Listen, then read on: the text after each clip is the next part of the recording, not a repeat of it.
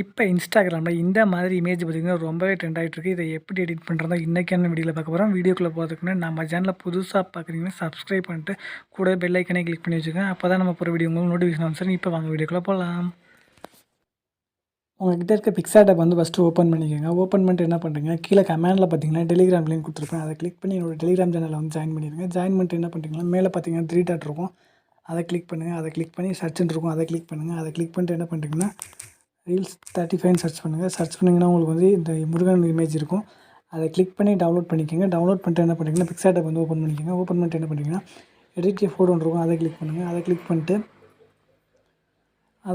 நான் கொடுத்துருக்க இமேஜை வந்து நீங்கள் வந்து கிளிக் பண்ணிக்கோங்க.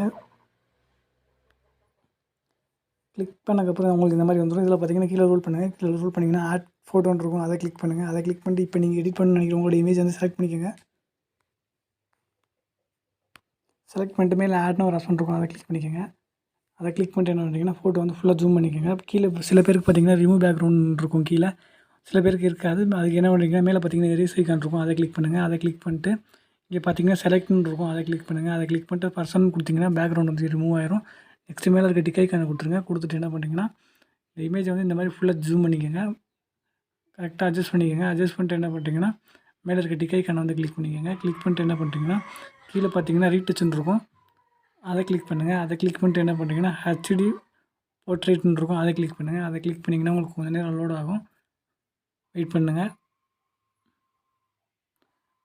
அதுக்கப்புறம் பார்த்தீங்கன்னா உங்களுக்கே தெரியும் எப்படி இருக்குன்னு. இந்த மாதிரி நீங்கள் வச்சுட்டு இமேஜ் வச்சு டிக் ஐகான் இருக்கும், அதை கிளிக் பண்ணிக்கோங்க. அதை கிளிக் பண்ணிட்டு